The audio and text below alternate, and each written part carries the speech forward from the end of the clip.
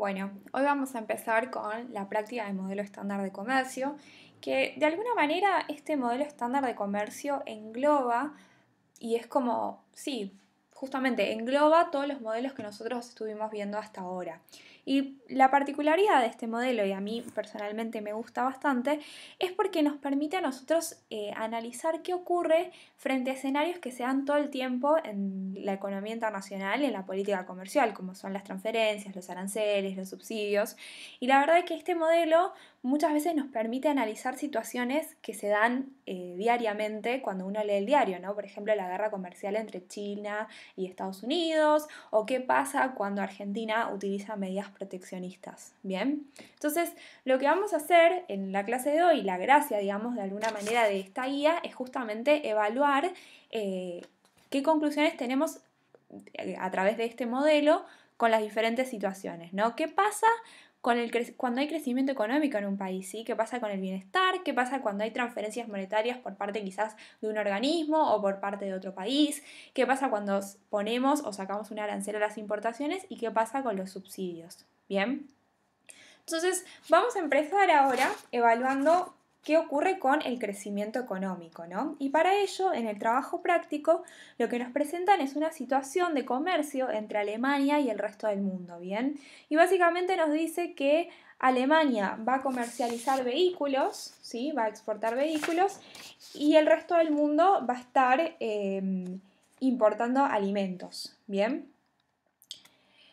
Entonces, lo primero que nos pide es que nosotros grafiquemos cómo es la frontera de posibilidades de producción de Alemania y ver qué ocurre cuando existen multinacionales que deciden invertir en plantas de vehículos en Alemania. ¿Sí? Hay inversión en Mercedes-Benz o cualquier otra marca de autos en Alemania. Entonces, como Alemania, según lo que dice el ejercicio, ya de por sí exportaba vehículos, vamos a tener una frontera de posibilidades de producción para este país sesgada hacia la producción de vehículos. Bien, muy parecido a lo que habíamos visto en el modelo de factores específico. Ahora bien, cuando vienen estas multinacionales que invierten en vehículos, va a haber un crecimiento de la FPP porque aumentan las capacidades productivas, porque hubo aumento de factores, sesgado hacia la producción de vehículos, ¿bien? O sea que ahora de alguna manera podemos pensar que va a haber una superabundancia de vehículos, ¿sí? Entonces, eso por un lado. Veamos qué pasa en el mercado internacional, ¿no? O sea, todo esto suponiendo que Alemania es un país lo suficientemente grande como para poder mover los precios internacionales. Bien, esta superabundancia de vehículos, si nosotros lo pensamos en un gráfico en donde yo en el eje X pongo la cantidad de vehículos sobre la cantidad de alimentos y en el eje Y el precio de los vehículos relativo al precio de los alimentos, podemos concluir que este shock va a generar una expansión de la oferta relativa de vehículos en términos de alimentos. Ahora, esto va a tener un problema, ¿no? Porque así como nosotros vemos el gráfico, que yo grafiqué una demanda relativa, si se quiere, genérica, uno pensaría que, bueno, es cierto que aumenta la cantidad de vehículos relativa a alimentos en el equilibrio, pero también me están bajando los términos de intercambio. Entonces, uno diría, che, bueno, pero este shock medio que Alemania no lo está dejando mejor, ¿sí? Porque en realidad le están bajando los términos de intercambio. Y en realidad, para poder ver cuál es el verdadero efecto que existe en el bienestar de Alemania, tenemos que ver las variaciones relativas. Y que en este caso, en este ejercicio, como es más conceptual, no tenemos datos numéricos como para poder ver qué variación fue mayor. Pero, en términos generales, lo que nosotros podemos, supónganse, imaginarnos es que la demanda relativa mundial es totalmente elástica, ¿sí? Prácticamente que es horizontal. Entonces, cuando nosotros tenemos una demanda relativa que es muy elástica, nosotros podemos ver que si bien hubo una expansión de la oferta relativa, la forma de la demanda relativa hace que haya mucha mayor variación en las cantidades de vehículos que se venden que la disminución en los términos de intercambio. Bien, o sea que acá se ve clarito que si bien bajó el precio relativo de los vehículos en términos de alimentos a nivel mundial, aumentó muchísimo la cantidad vendida de vehículos. Entonces, de alguna manera uno podría decir, che, bueno, si bien bajó el precio, compensé porque vendí un montón. Bien, entonces, Si la demanda relativa fuera totalmente elástica, como es este caso que yo les estoy mostrando en pantalla, nosotros podemos decir que Alemania estaría mejor, ¿sí? En términos generales, lo que nosotros podemos decir, así como medio a modo de resumen, es, como ya les dije, si la demanda relativa es elástica, la variación negativa de los precios va a ser menor a la variación positiva en las cantidades relativas, por ende Alemania va a estar mejor, o cualquier país que estemos analizando. Por el otro lado, si la demanda relativa es inelástica, lo que voy a ver es que la variación negativa de los precios va a ser mayor a la variación positiva de las cantidades relativas. Entonces, en este caso, lo que va a estar pasando es que Alemania va a estar peor. Una demanda relativa inelástica, imagínensela totalmente vertical, ¿bien? O sea, como que sería el caso totalmente opuesto al anterior. ¿Sí? O sea, que medio que para responder la pregunta, lo que depende del bienestar, o sea, el bienestar va a depender de la forma de la demanda relativa, ¿bien? Que, como siempre, estos modelos que nosotros analizamos siempre explican la oferta, entonces, o sea, a menos que nos den un supuesto en relación a la demanda, nosotros no, a priori no nos metemos mucho en cómo se conforma la elasticidad de la demanda relativa, ¿bien? Bueno, pasemos al punto B. El punto B lo que nos propone es analizar dos shocks diferentes. Y en el primero es que hubo una mala cosecha en los países exportadores de alimentos. Bien, entonces lo que está pasando es que baja la oferta relativa de alimentos en términos de vehículos. Bien, producto de que disminuye la cantidad de alimentos disponibles porque hubo una mala cosecha, porque una sequía, lo que sea. Pero lo que va a estar pasando es que las cantidades relativas de vehículos en términos de alimentos va a estar aumentando, ¿bien? O sea que de alguna manera hay una expansión de la oferta relativa, así como yo la grafiqué en este gráfico, de nuevo, con cantidad relativa de vehículos en términos de alimentos en el eje X y precio de los vehículos en términos de los alimentos en el eje Y. Entonces uno preguntaría, bueno, ¿y qué le está pasando a Alemania, no? Porque el shock en realidad ocurrió en otra parte del mundo. Y bueno, lo que está pasando con Alemania es que ahora los productos alimenticios van a estar más caros, ¿sí? Porque si disminuye la cantidad, va a tener que aumentar el precio, ¿bien? O sea, otra manera de verlo es que ahora relativamente los vehículos van a ser más baratos a nivel internacional, ¿bien? O sea que Alemania va a estar peor en este caso y no depende tanto de la forma de la demanda relativa, sino que es claro como si hubo una mala cosecha afuera, claramente ahora yo estoy consiguiendo los productos alimenticios más caros, entonces voy a estar peor. Bien, además sumado a eso de que no hubo un cambio en mi capacidad productiva, o sea, simplemente estoy sufriendo las consecuencias de una crisis internacional. Bien, es un shock exógeno. Pasemos ahora a la segunda cuestión. ¿Qué pasa si hay un crecimiento sesgado a la producción de automóviles en los países exportadores de alimentos? Bien, entonces yo lo que hice acá fue graficar la frontera de posibilidades de producción del resto del mundo, que a diferencia de lo que pasaba con la de Alemania, en este caso vamos a tener una FPP sesgada hacia la producción de alimentos, ¿sí? Porque estos son los países exportadores de alimentos.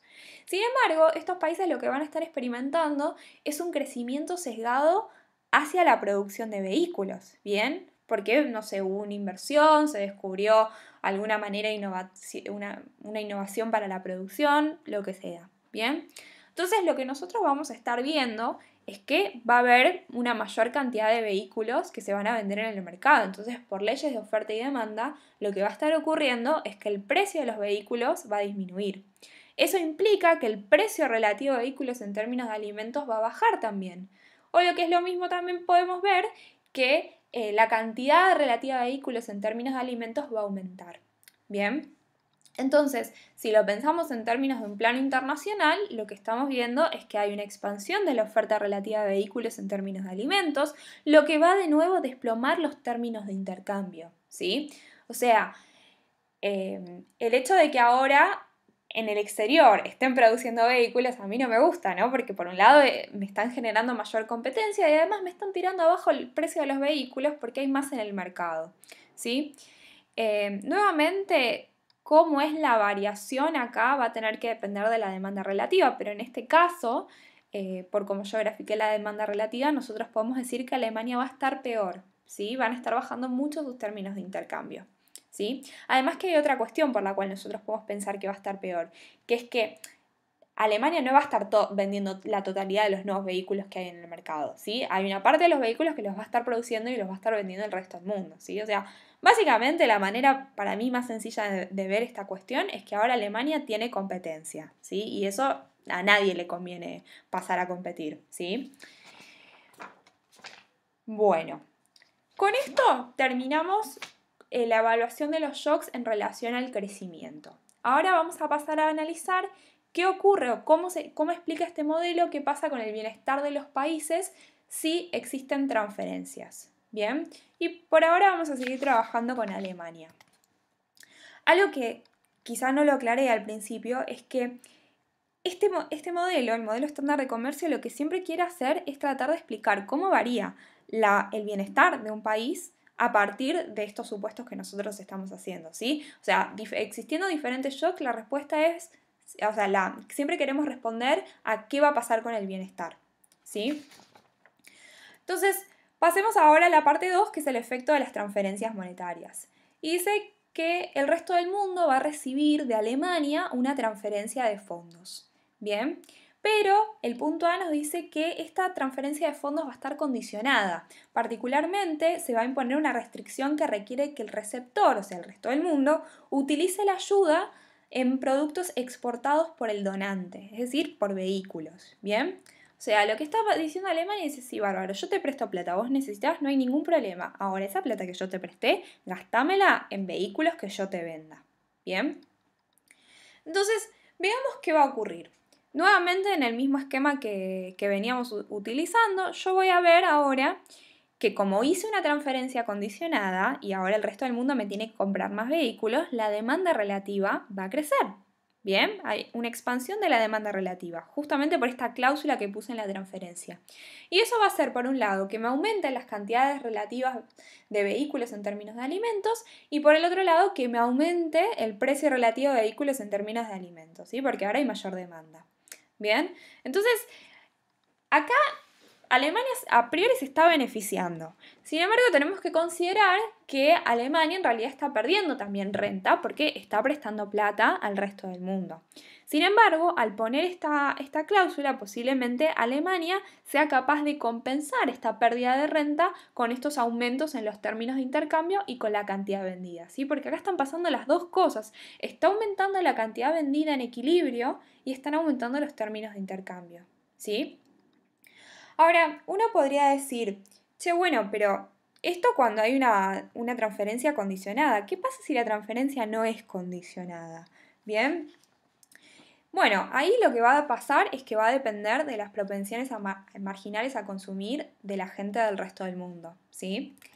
En particular, nosotros podemos generalizar y decir que Alemania va a estar mejor si la propensión marginal a consumir de vehículos de Alemania es menor a la propensión marginal a consumir vehículos del resto del mundo. O sea, si afuera me compran más vehículos que los que compran en Alemania, transferir me conviene, porque toda la plata que yo le dé se la van a gastar toda en vehículos. Ahora, si pasa el caso contrario, donde acá dentro, en Alemania, compran más vehículos que en el resto del mundo, a mí no me va a convenir hacer una transferencia, porque hacer una transferencia va a implicar que yo voy a tener menos renta y por el otro lado me pueden llegar a bajar los términos de intercambio y las cantidades relativas de vehículos en términos de alimentos que se venden en equilibrio. Bien. Entonces, el punto B, habiendo dicho eso, lo que nos propone es decir, bueno, ¿qué pasa si el resto del mundo tiene una propensión marginal a gastar en vehículos inferior a la de Alemania? Bien.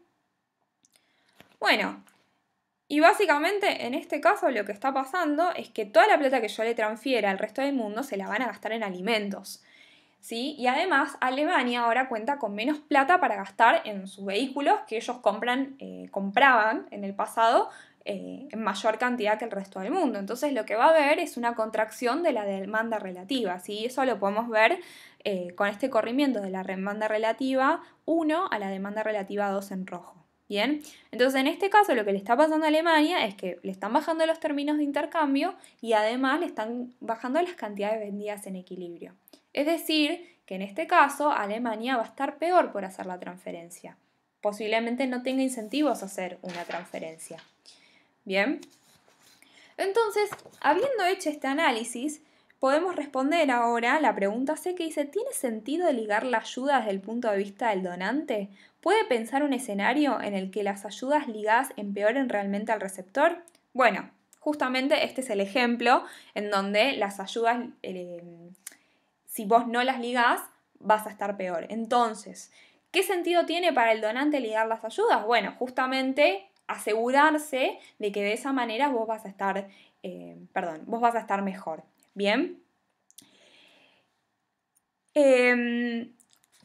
Así que básicamente eso resume cuáles son los efectos de una transferencia. Vamos a pasar ahora a analizar los efectos de un arancel a las importaciones, ¿sí? O sea que por ahora nosotros nos vamos a olvidar de Alemania y el trabajo práctico lo que nos pide ahora es asumir una relación de comercio entre Argentina y el resto del mundo, ¿sí? Y particularmente nos cuenta que en 2017 se eliminó un arancel del 35% a computadoras terminadas y notebooks, ¿sí? Y ese arancel del 35 afectaba a las importaciones de ese producto. Bien. Además les da la noticia para que ustedes vean que es verdad. Dice, el punto A, explique cómo cambian los precios relativos internos de Argentina y las decisiones de los consumidores y los productores. Bien, entonces en este modelo lo que nosotros vamos a asumir es que Argentina va a exportar alimentos y va a importar computadoras, que el resto del mundo al revés va a exportar computadoras e importar alimentos. Bien, entonces antes de evaluar el efecto de la quita del arancel, permítanme discutir un poco qué pasa cuando vos introducís un arancel. Bien, entonces cuando vos pones un arancel a las computadoras, lo que va a pasar es que el precio local de las computadoras, o sea, el precio en Argentina, va a aumentar, porque ahora va a ser igual el precio internacional, que iba sin arancel, más este nuevo impuesto que es el arancel que le estoy representando acá por T1. O sea que en definitiva lo que está ocurriendo es que va a aumentar el precio de las computadoras, pero el precio de los alimentos no se va a mover. Bien, este efecto va a ser ahora que aumente la cantidad producida de computadoras, bien, porque ahora el precio de las computadoras es mayor, y disminuya la cantidad producida de alimentos, es decir, que se va a contraer la oferta relativa de alimentos. Caso contrario, ahora como las computadoras son más caras, va a disminuir el consumo de computadoras y va a aumentar la demanda de alimentos. Es decir, que nosotros vamos a tener una expansión de la demanda relativa en términos de alimentos. Bien. Cuando quitamos el arancel, lo que pasa es el efecto totalmente contrario. Ahora el precio de las computadoras va a bajar porque yo le quito el impuesto, entonces las computadoras son más baratas. Eso va a generar una expansión de la oferta relativa de alimentos y una contracción de la demanda relativa de alimentos, ¿sí? Es decir, que ahora con la quita del arancel yo voy a estar produciendo menos computadoras, ¿bien? Y los consumidores, por el otro lado, al percibir que las computadoras son más baratas, van a empezar a consumir más. Bien. Entonces ese sería el efecto en el mercado interno por el arancel. ¿Sí? Y la pregunta B dice, dado que Argentina es un país pequeño, con poca influencia en el mercado mundial de computadoras, ¿qué ocurre en el mercado mundial a partir de la quita del arancel? Bueno, la respuesta es que no va a pasar nada. Bien, Argentina particularmente, para que tengan una referencia, es creo que el 0,4% de la economía mundial, ¿sí? O sea, no pinchamos ni cortamos. Entonces, cualquier tipo de política comercial que nosotros hagamos no va a tener ningún efecto en el mercado internacional. Nosotros no somos capaces de mover precios internacionales, ¿sí? O sea, no es una cuestión política, es un hecho, ¿sí? Entonces, cualquier tipo de política comercial que yo haga en Argentina o en cualquier otro país pequeño no tiene ningún tipo de impacto en el plano internacional, ¿sí? Diferente es el caso de China o Estados Unidos, ¿sí? O sea, de Estados Unidos llega a poner un arancel, que es lo que vive haciendo desde que Trump asumió. El tipo mueve los precios internacionales porque Estados Unidos es una economía grande, ¿sí? Y lo mismo pasa con China, ¿bien? Entonces, la pregunta C nos dice, con la quita del arancel, ¿mejora o empeora el bienestar de nuestro país? Bueno, cualquier tipo de política comercial tiene efectos distorsivos, ¿sí? Porque distorsiona precios. Entonces, todo efecto distorsivo, todo cambio de precios va siempre a estar asociado a una pérdida de eficiencia, ¿sí? O sea, siempre que vos movés algo que no se da naturalmente en el mercado, genera una pérdida de eficiencia. Además, como vos no podés mover oferta relativa mundial y demanda relativa mundial, no vas a tener ganancias en términos de intercambio, ¿sí? O sea, no es que vos podés usar el proteccionismo como forma de posicionarte mejor en el mercado internacional, ¿bien? Argentina no lo puede hacer. Ahora, la razón por la cual de alguna manera vos podés estar motivado a implementar un arancel es por razones de recaudación o razones distributivas, ¿bien? Está el argumento de la industria naciente, que por ahí lo ven en materias como desarrollo, que básicamente lo que te dice es que si vos tenés una industria que por alguna razón tenés un interés en desarrollar, lo que vos haces al principio es proteger a esa industria, ¿sí? Como una planta chiquita cuando querés que crezca, ¿sí? La protegés, la cuidás del sol, lo que sea. Entonces vos con la industria naciente haces lo mismo, la cuidás, le pones proteccionismo para que no compita con las grandes multinacionales de afuera y así pueda crecer. Y eventualmente la lógica de este concepto de industria naciente es que vos, cuando la industria crezca lo suficiente, le quitas los aranceles, ¿sí? Para que compita. Y otra razón que quizás es muy interesante y está desarrollada en un paper de Grossman y Hellman que es genial, que son razones de lobby, ¿sí? O sea, nosotros somos países democráticos, ¿no? Y para llegar al poder, para ser presidente de un país democrático necesitas hacer una campaña. Entonces muchas veces las campañas son muy caras, ¿bien? Entonces lo que hacen los políticos es recurrir a empresas grandes que pueden financiar estas campañas. Por lo general son empresas nacionales. Entonces, supónganse que hay una empresa o varias empresas que financian la campaña de un determinado candidato, ese candidato gana. Entonces cuando el tipo llega al poder, las empresas lo van a felicitar, le dicen muy bien, ganaste, qué sé yo, bueno, escuchame una cosa, ahora necesitamos que nos devuelvas los favores, entonces necesito que vos pongas un arancel a esta empresa que produce lo mismo que yo y lo produce más lindo, así que no me gusta ponerle un arancel, ¿sí? O sea, esto es básicamente lo que cuentan Grossman y Hellman en el paper. Y básicamente ellos llegan a una conclusión que está muy buena y muchos otros economistas que trabajan en lo mismo llegaron a lo mismo, que cuanto más democrático es un país, mayor son las posibilidades de que introduzcan medidas proteccionistas. Así que eso me resulta muy interesante. Pero acá hay una cuestión también que quiero que analicemos y quizá me estoy llevando por ahí un poco hacia la parte heterodoxa, pero me parece súper importante, que es lo siguiente. Vos cuando metés un arancel, estás haciendo que un producto sea más caro, ¿sí? Eso lo acabamos de ver de una manera más formal. Bien, cuando vos ponés que los productos son más caros, lo que va a pasar es que la gente va a demandar menos de esos productos. Eso va a hacer que el dólar baje, porque ahora vas a requerir menos dólares para comprar productos extranjeros, porque son más caros. Cuando dejas de demandar dólares y el dólar baja, lo que pasa es que el peso se aprecia. Y lo que va a ocurrir es que aquellas empresas que estaban exportando, ¿sí? Pero que estaban al límite, que eran pequeñas empresas que lograban exportar, ahora con la apreciación del peso no van a poder competir en el mercado internacional porque ahora van a ser muy caras. Es decir, que a veces meter un arancel en una industria particular implica ahogar a otra industria, ¿sí? Y esto es lo que se conoce como sesgo antiexportador, ¿sí? Nada, se los comento, me hubiera gustado comentárselos en persona, pero me parece sumamente interesante y es algo que se puede ver muy claramente en este modelo. Pasemos ahora a la pregunta D. Dice, ¿qué pasaría en el caso de que Argentina fuera un jugador importante en el mercado mundial de computadoras? Grafique y explique qué sucede. Bueno, si Argentina pudiera mover los términos de intercambio y el tipo pone un arancel, aumenta el precio de las computadoras, lo que significa que va a haber una contracción de la oferta relativa de alimentos, una expansión de la demanda relativa de alimentos, y los tipos van a lograr mejorar los términos de intercambio, ¿sí?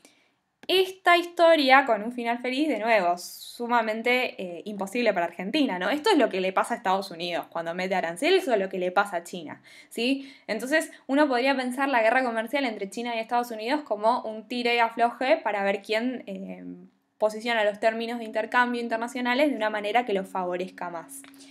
Bien. Y finalmente, el punto E dice, comparando el caso de un país chico con el país grande y analizando el cambio de bienestar de la sociedad, ¿qué conclusión sobre la política comercial puede sacar? ¿Sí? Perdón. Entonces, un poco resumiendo todo lo mucho que ya les dije, es que si sos un país chico, a menos que tengas razones de lobby o razones de industria naciente o razones distributivas y recaudatorias, poner un arancel no te va a servir mucho, te va a generar distorsiones y no vas a poder mover precios internacionales. Ahora, si sos un país grande, mover precios internacionales va a ser posible, entonces posiblemente veas beneficios de introducir un arancel o adoptar cualquier tipo de política proteccionista. ¿Bien? Bueno, y ahora finalmente vamos a pasar al efecto de los subsidios a las exportaciones. ¿Sí? Digamos que el subsidio a la exportación es como el correlato al arancel a la importación. Básicamente, para los que no lo sepan, cuando vos subsidias las exportaciones, lo que estás haciendo es darle un incentivo al exportador para que coloque sus productos en el mercado internacional. Es decir, que, no sé, por cada cantidad vendida vos le vas a dar una cantidad de plata, ¿sí? Ahora, si vos en un país aplicas un subsidio a la exportación, el exportador va a decir, che, mirá, cada vez que yo exporto, a mí el gobierno me da plata. Pero si vendo en el mercado local no me da plata. Entonces, lo que va a decir el exportador es decir, che, bueno, todo lo que produzco lo exporto.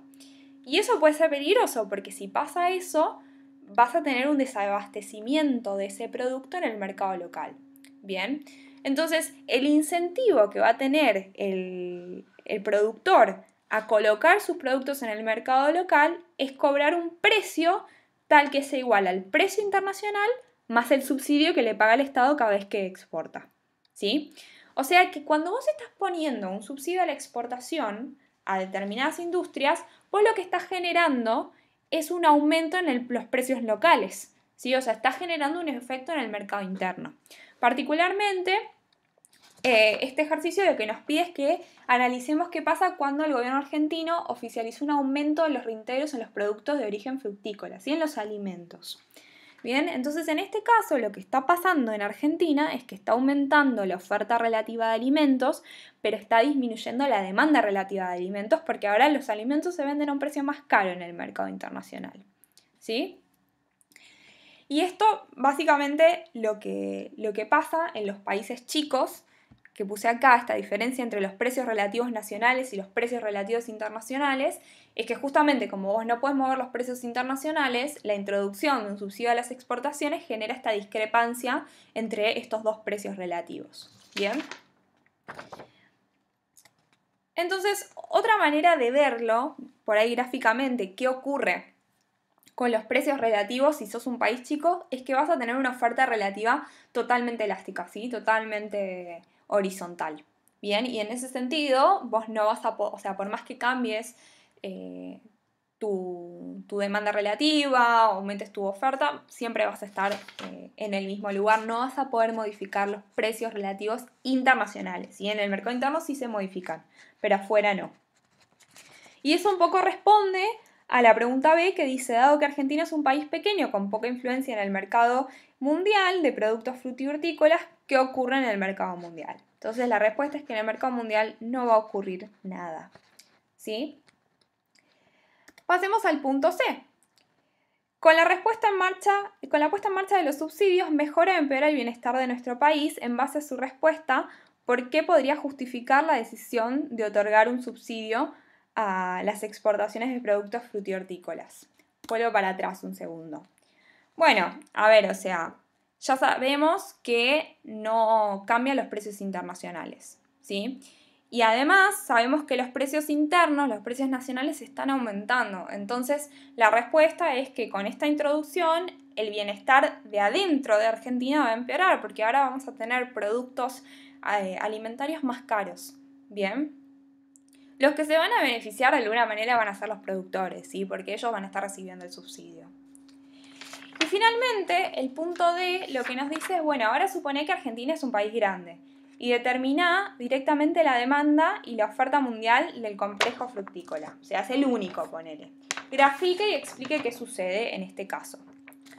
Bueno, en este caso lo que está pasando es que está aumentando el precio de los alimentos, ¿sí? Porque ahora Argentina lo determina. En este caso, como es un país grande, los precios relativos nacionales van a ser iguales a los precios relativos internacionales. Es decir, que va a estar aumentando la cantidad de alimentos que se provee, va a estar relativamente disminuyendo la cantidad de computadoras, ¿sí? O sea, en términos relativos, en realidad no en términos absolutos. Entonces lo que va a ocurrir es que hay una expansión de la oferta relativa. Por el otro lado, como los productos agrícolas ahora son más caros, va a haber una contracción de la demanda relativa, ¿sí? Y ese es el movimiento que nosotros vemos acá, ¿sí? O sea que ahora, con la introducción del subsidio a las exportaciones, lo que está ocurriendo es que hay una disminución en los términos de intercambio, ¿sí? O sea que Argentina va a estar peor con esta introducción del subsidio. Entonces, ¿qué podemos concluir? Bueno, a menos que Argentina tenga alguna razón particular que exceda la eficiencia económica para otorgar los subsidios, esto no va a ser óptimo, ¿sí? De nuevo, razones que excedan la eficiencia económica o las leyes de mercado va a haber un montón, ¿sí? Lobby, por ejemplo. Bien. Así que bueno, esa es, digamos, va a ser la conclusión que vamos a tener cuando introducimos un subsidio a las exportaciones bajo las explicaciones de este modelo estándar de comercio. Entonces, con esto ya resumimos todo lo que les pedía el práctico 3. De nuevo, hagan el ejercicio si quieren de ver cómo este modelo explica la guerra comercial entre Estados Unidos y China. Sí, posiblemente en el examen, si aparece el modelo estándar de comercio, va a venir con un caso de aplicación bastante concreto, así que les sugiero que a medida que vayan viendo noticias traten de hacer el ejercicio de analizarlo con este modelo. Cualquier cosa quedo a su disposición para cualquier duda que tengan.